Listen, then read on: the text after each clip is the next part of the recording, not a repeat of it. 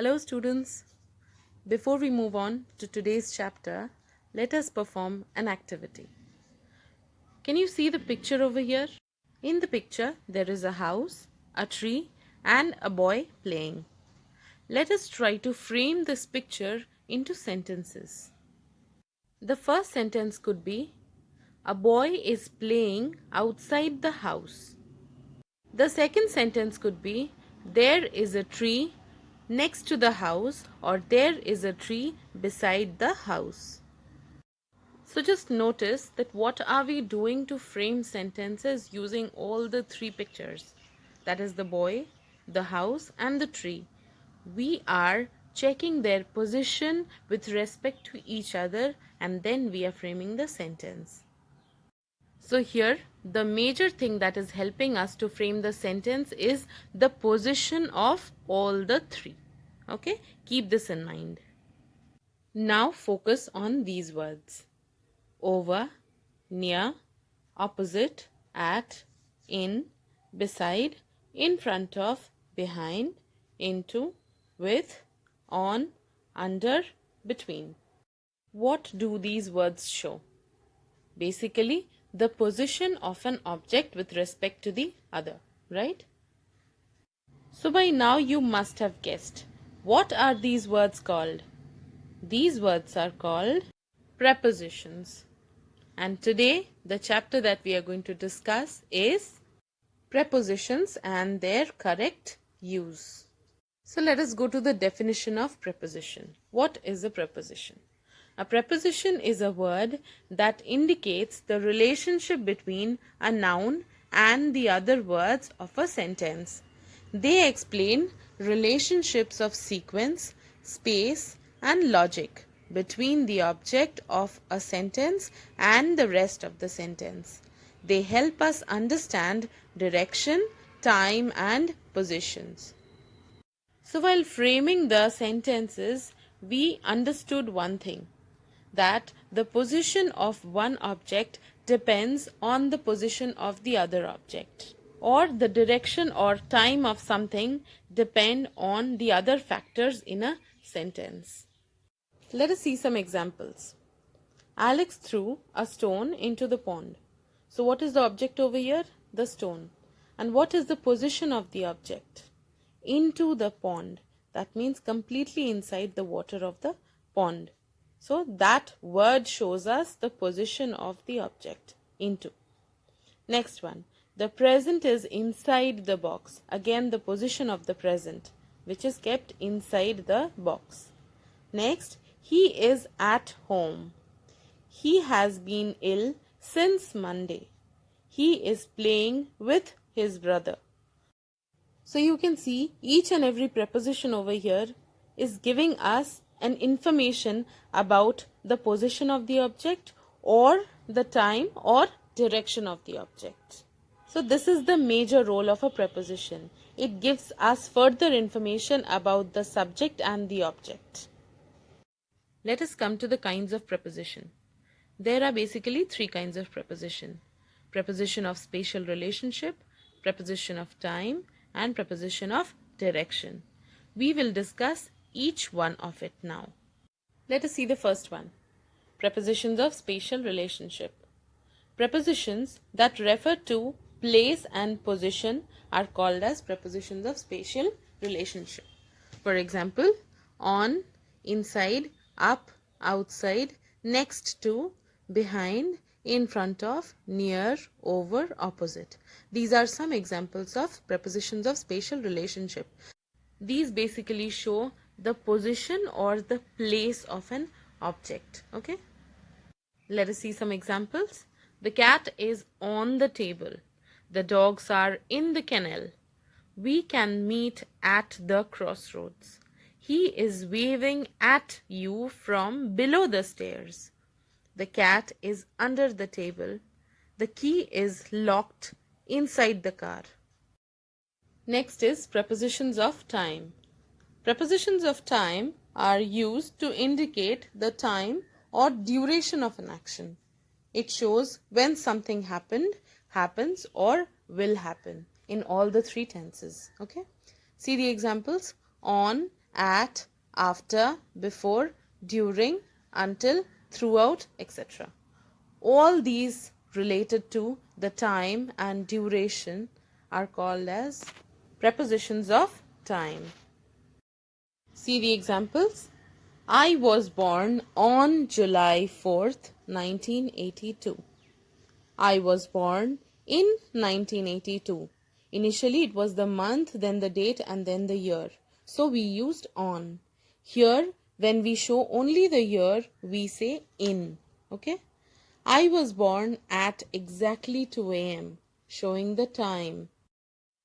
Next, I was born 2 minutes before my twin brother. I was born after the Great War ended. So you can clearly see that different prepositions are used for different situations. Let us see some other examples related to prepositions of time. We go to school on Mondays, but not on Sundays. Christmas is on December 25th. Her shift finished at 7 p.m. We will not leave before 3 p.m. I learnt how to sing during the holidays. He usually arrives around 5 p.m. It was about 6 in the morning when we made it to bed. The store is open until midnight. So you can see all these prepositions are highlighting the time or the duration of something. That is exactly what a preposition of time does. Next we move to prepositions of direction or movement. Prepositions of direction describe how something or someone moves from one place to another. Example, across, through, into, up, over, down, past, around. See the examples. He has gone on a vacation to France. I will go to bed when I am tired. Mike traveled across America on his motorcycle. James went into the room. The train passes through the tunnel. Jack went up the hill. Jill came tumbling down after. So in these sentences, you can clearly see that things are not stagnant. It is moving from one place to another. So such kind of prepositions are called as prepositions of motion, movement, or direction. Now let us come to a very different kind of preposition, which is called as group preposition. There are some groups of words which function as preposition. It is not one word. It is a group of words which together functions as a preposition. Okay. For example, in spite of, as a result of, out of, make use of. All these are the group prepositions which function together. Okay. Let us see how they are used. In spite of the pain in his leg, he completed the marathon. He went alone instead of waiting for me. Several houses were shattered as a result of the heavy storm. He stopped smoking for the sake of his health. So you can see you cannot individually use these words. You have to use these words in a group. That is the reason they are called as group prepositions. They together function as a preposition. Coming next are the prepositions which, when not understood well, can trick us. Okay? These prepositions are called as tricky prepositions. So prepositions can be confusing at times. For example, the difference between in, to and into is really hard to grasp. One must understand the difference between the two similar prepositions and know how to use it in a right manner. Let us take an example. Provide to and provide with. How do we use these two prepositions? Donations were provided to the disaster victims.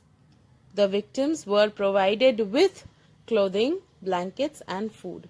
That is how we use provide to and provide with. Two different meanings used in two different sentences. Next one, apply for and apply to.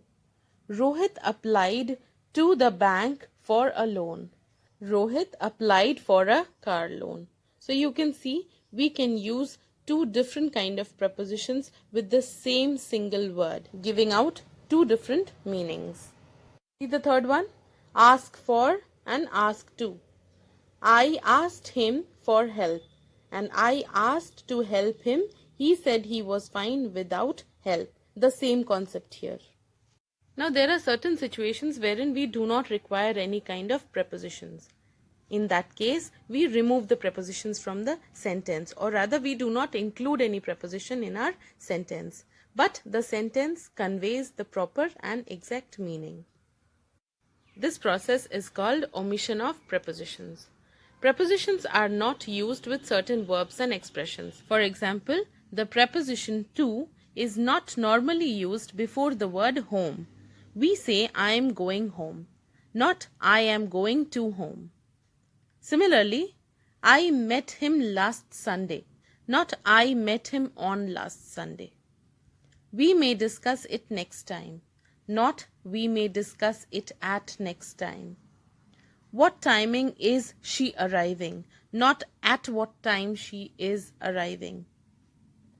What day is the conference, not on what day is the conference. So these kind of sentences do not require prepositions. So we omit the preposition from these sentences, yet they give out a proper and exact meaning. So with this, we come to the end of the explanation part of the chapter Prepositions. I hope you have understood and you will be practicing the exercises. Thank you so much.